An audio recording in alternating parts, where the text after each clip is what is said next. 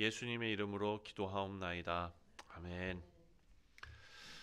자, 요한복음 11장 우리가 어제 묵상한 말씀에서 예수님을 죽이려는 결정이 내려졌습니다. 그래서 사람들이 예수님을 잡으려고 합니다.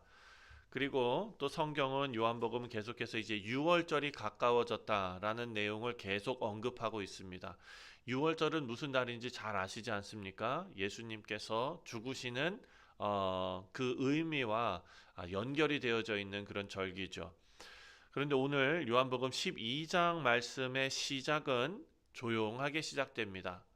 어제 묵상한 11장 마지막은 예수님 죽이기 위한 그런 긴장이 넘치는 그런 이야기였다면 오늘 의외로 12장은 조용하게 시작하는데 1절과 2절 말씀을 보면 6월절 엿새 전에 예수님께서 베다니에 이르시고 거기서 예수를 위하여 잔치를 벌였다 이렇게 기록해 놓고 있습니다.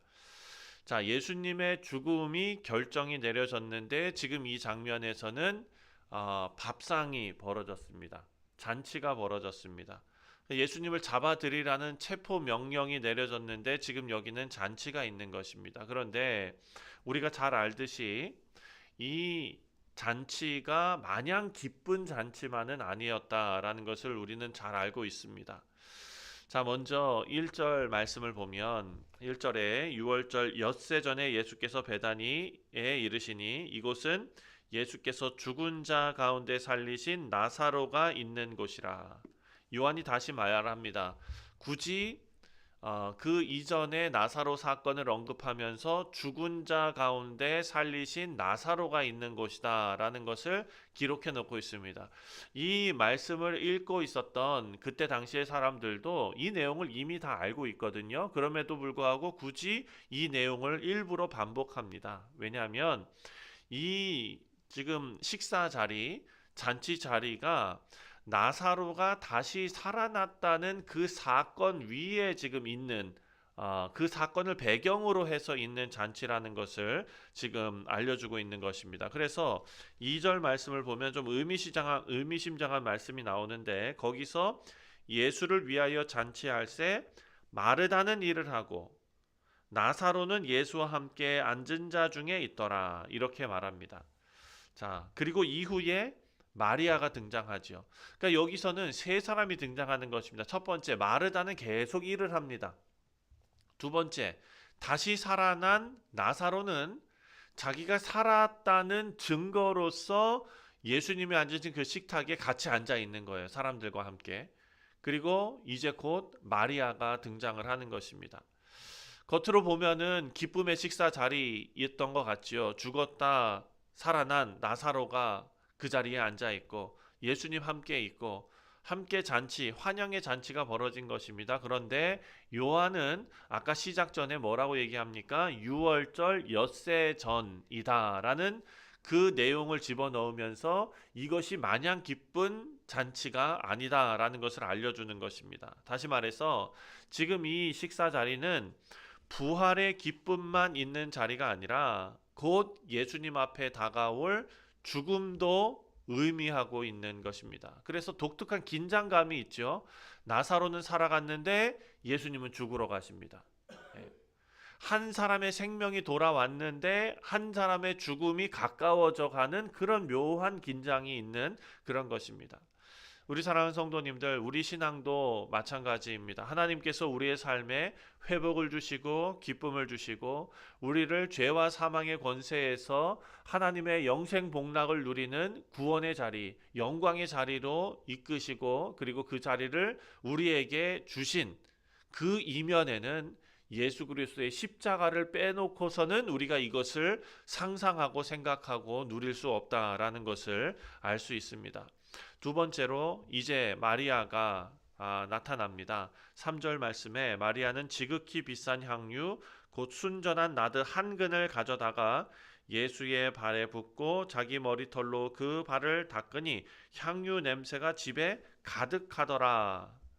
자, 요한이 지금 이 이야기를 쭉 풀어나가면서 독특하게 지금 기록해 놓은 것은 우리는 지금 이 내용을 계속해서 읽고 있었지만 그때 당시에 그 향유를 사용하는 그 문화에서는 지금 이 이야기가 너무나 이상한 이야기입니다. 왜냐하면은 그 향유를 예수님 머리가 아니라 발에 부었기 때문이죠. 그리고 자기 머리털로 예수님의 발을 닦습니다. 그러니까 이 이야기는 그때 당시 사람들이 했던 것하고는 이거 뭐지? 라고 느낄 수 있는 그런 이야기입니다. 자, 낮은 자리에서 자기의 머리로, 여성에 있어서 자기의 긴 머리는 자기의 영광을 상징하는 것입니다. 네. 근데 그 자기의 영광으로 가장 낮은, 사람에 있어서 가장 낮은 발을 닦는다. 자기의 영광을 다 버리고 발을 닦는다. 이것은 겸손이고 사랑이고 순종의 그런 모습이지요. 예수님이 이 행동을 해석을 해 주십니다. 다른 사람이 해석하는 것이 아니라, 마리아가 해석하는 것이 아니라 예수님께서 해석을 하시는데 7절에 이렇게 말씀하십니다. 예수께서 이르시되 그를 가만두어 나의 장례할 날을 위하여 그것을 간직하게 하라. 이렇게 말합니다. 예수님께서는 마리아의 이 행동을 예수님의 장례식과 연결시키고 있습니다.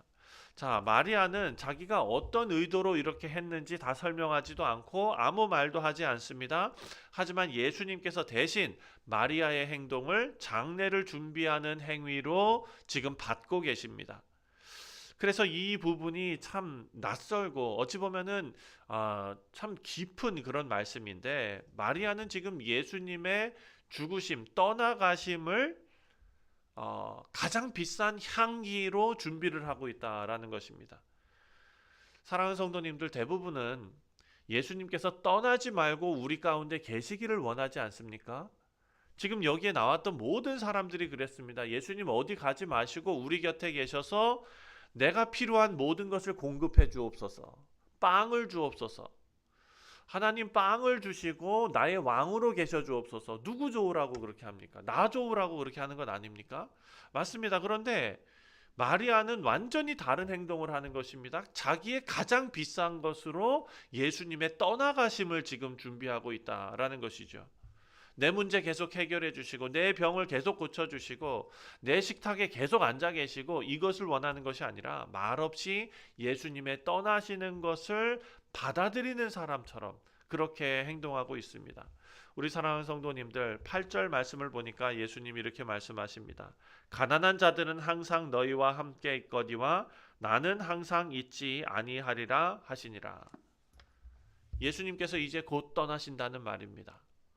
하지만 이들 옆에 가난한 자들이 계속 있을 것입니다. 이들이 예수님께서 참 생명의 떡으로 이 땅에 오셨는데 그 생명의 떡을 먹고 그 생명을 얻은 자로서 우리가 돌봐야 할 사람들이 있겠죠. 가난한 자들은 항상 우리 곁에 있다. 자, 예수님이 떠나심이 임박했다라는 그런 말씀을 지금 이렇게 해주고 계십니다. 그리고 4절부터 11절까지의 내용을 보면 예수님 앞에서 사람들이 많이 있었는데, 그리고 그 마리아가 향유를 쏟아 부음으로써 집안에 그 향기가 가득했다라고 말하는데, 사람들의 반응을 보시면 5절 말씀에 이 향유를 어찌하여 300데나리온에 팔아 가난한 자들에게 주지 아니하였느냐 하니. 자, 우리 사랑하는 성도님들, 300데나리온이면 얼마입니까? 우리가 이렇게 얘기하니까 뭐 그냥 얼마 가난한 자들 나눠주라 그러면 뭐 이제 주변에 있는 몇 명 나눠주라 이렇게 생각할 수 있는데, 예수님께서 그 보리떡 5개와 물고기 2마리로 거의 7,000명 넘게, 10,000명 넘게, 여자들하고 아이들은 카운트를 안 했으니까 10,000명, 12,000명, 13,000명을 먹이셨을 때 그때 빌립이 뭐라고 얘기합니까?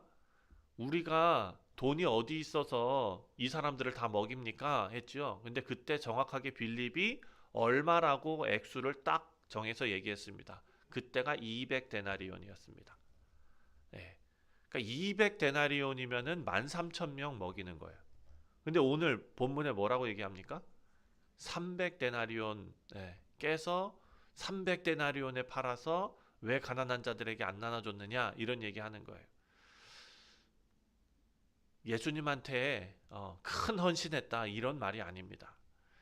자, 여기서 보면은 합리적인 그런 사고 방식과 합리적이지 않은데 하나님께서 인정하시는 사고방식과 이 둘이 지금 충동하는 것입니다. 지금 유다가 하는 말이 겉으로 보면 굉장히 옳은 말 같습니다. 합리적이고 실용적입니다. 도덕적으로도 좋아 보입니다. 그런데 요한이 그 유다의 말을 어떻게 평가하냐면 6절에 이렇게 말함은 가난한 자들을 생각함이 아니요 그는 도둑이라 돈 궤를 맞고 거기 넣은 것을 훔쳐가미러라.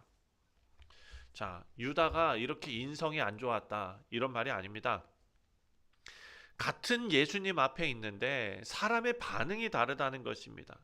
마리아는 그 비싼 향유를 예수님 앞에 깨뜨리고 자기의 머리로 가장 낮은 예수님의 발을 헌신적으로 닦습니다. 그런데 그 일이 일어나는 그 중대한 사건 가운데 유다는 가격을 계산하고 있었다. 그 다음에 또 다른 사람들이 나오죠. 9절에 유대인의 큰 무리가 예수께서 여기 계신 줄 알고 오니 이는 예수만 보기 위함이 아니요 죽은 자 가운데서 살리신 나사로도 보려 함이러라. 자, 예수님께서 죽은 자를 살렸대. 그러니까 예수님이 어떤 분이야? 이렇게 오는 사람들 그런 마음도 있었겠지만 다른 마음은 죽은 사람이 진짜 살아났대? 이러면서 나사로를 보러 오는 사람들이 있었다는 것이죠. 자, 예수님도 보고 나사로도 보고 싶어 합니다. 동물원 구경 온 것처럼 사람들이 온 것입니다. 진리를 찾아온 것이 아닙니다. 생명을 찾아온 것이 아닙니다. 그리고 10절 말씀을 보니까 대제사장들이 나사로까지 죽이려고 모의하니 이제 그들은 예수님뿐만 아니라 예수님께서 남긴 예수님의 표적, 기적이 남긴 증거까지도 없애려고 하는 것입니다. 왜 그렇습니까? 11절 말씀 보니까 나사로 때문에 유대인들이 예수님을 너무 많이 믿는 거예요.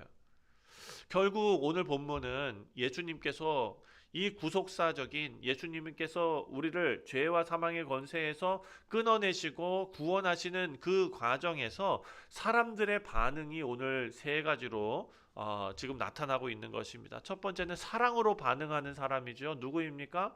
마리아입니다. 두 번째는 계산으로 반응하는 사람이 있었습니다. 유다입니다. 그리고 호기심으로 반응하는 사람들. 가십거리로 반응하는 사람들, 그리고 이 진리 앞에서 적대감으로 예수님도 죽이고 증거인 나사로까지 죽이려고 하는 그런 사람들의 모습이 나옵니다.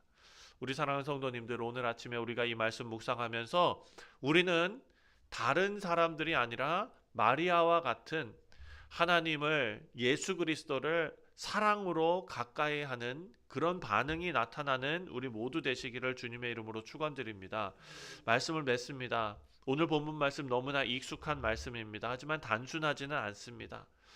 마리아가 참 귀한 헌신을 했다. 이런 정도의 그런 교훈이 아닙니다. 그것은 표면적으로 나타난 것일 뿐입니다. 예수님께서 같이 잔치를 하시고 이 식사를 하시는 그 식탁은 나사로가 다시 살아났다는 그런 기쁨 위에 죽으러 가시는 예수님의 그림자가 함께 있는 식탁의 자리였다라는 것을 기억하시면서 마리아가 예수님의 떠나심을 향기로서 준비했듯이 우리도 예수님 오심을 충성으로 준비하고 또 예수님께서 우리를 구원하신 그 놀라운 역사를 감사하며 찬송하며 우리를 구하신 하나님의 뜻을 잘 받들어 이 세상 살아가는 우리 모두 되시기를 주님의 이름으로 축원드립니다. 기도하겠습니다.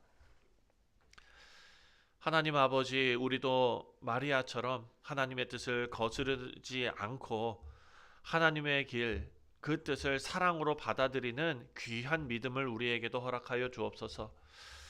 우리의 삶 가운데 계산이 앞서지 않게 하시고 혹은 다른 사람들처럼 구경꾼으로 하나님께서 하신 일만 쫓아다니는 그런 일이 아니라 우리의 유익만 따지는 그런 마음이 아니라 지금 우리와 함께 계신 우리 주 예수 그리스도 성령 하나님, 우리 하나님을 사랑으로 섬기며 순종하는 우리 귀한 믿음의 백성들이 다 되게 하여 주옵소서. 오늘 하루도 온전히 주님 손에 의지하오며 주 예수 그리스도의 이름으로 간절히 기도하옵나이다. 아멘.